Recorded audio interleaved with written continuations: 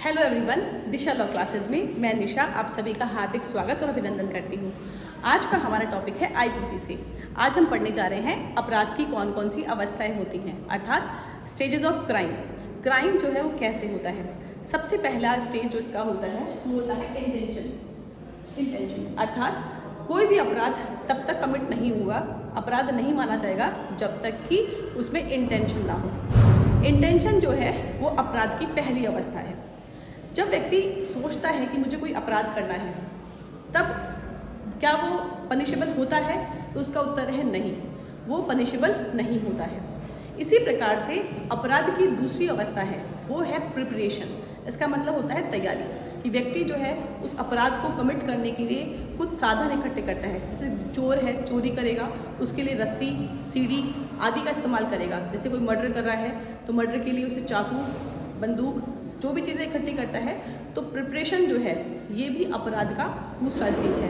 Preparation punishable नहीं होता है, लेकिन इसके तीन एक्सेप्शन हैं जो कि आईपीसी में बताए गए हैं जब प्रिपरेशन जो है वो पनिशेबल होती है।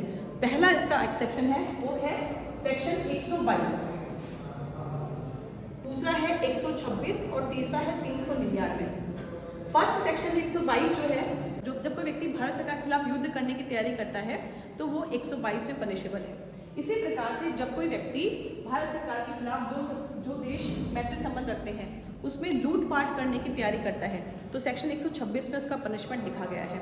और तीसरा है जब कोई व्यक्ति डकैती की तैयारी करते हैं तो उसका पनिशमेंट कहाँ लिखा गया है? सेक्शन 399 में। अर्थात आईपीसी के ऐसे तीन सेक्शंस हैं जिसमें प्रिपरेशन को पनिशेबल बताया गया है। सामान्य रूप से प्रिपरेशन जो है वो पनिशेबल नहीं होती है, लेकिन इन तीन सेक्शंस में प्रिपरेशन जो है वो पनिशेबल होती है। थर्ड स्टेज जो है वो है अटेम्प्ट। देखिए, अटेम्प्ट जो है, प्रयत्न जो है, ये हर अवस्था में पनिशेबल होता है। अटेम्प्ट जो है हर अवस्था में पनिशेबल होता है। कैसे? क्योंकि attempt to murder it is defined in section 307। Attempt to culpable homicide it is also defined in section 308।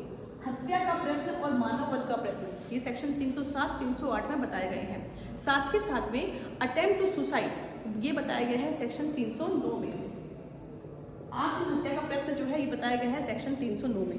तो ये अटेम्प्ट जो है डिफाइन किए गए हैं। इसके अलावा आईपीसी में एक सेक्शन है 511, उसमें बताया गया है कि जो भी अटेम्प्ट होते हैं जिनको आईपीसी में मेंशन नहीं किया गया है तो उसकी सजा जो है वो 511 में लिखी गई है।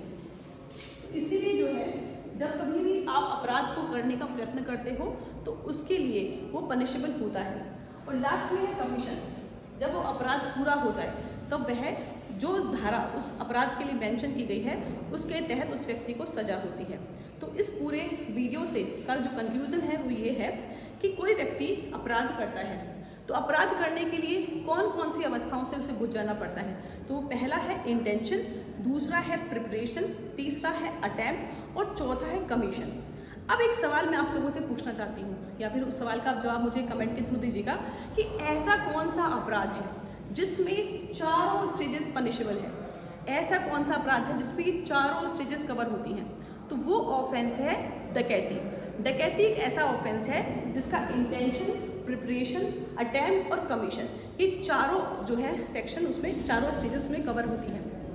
अच्छा, अगर कोई आपसे सवाल पूछे कि ऐसा कौन सा सेक्शन है जिसमें इंटेंशन पनिशेबल होता है, वो सेक्शन इंटेंशन। मैंने आपको शुरू में कहा था कि इंटेंशन पनिशेबल नहीं होता, लेकिन ऐसा कौन सा सेक्शन है जिसमें इंटेंशन पनिशेबल होता है? वो सेक्शन है क्रिमिनल कॉन्स्पिरेसी, वो है आपराधिक षड्यंत्र जो कि 120A में बताया गया है।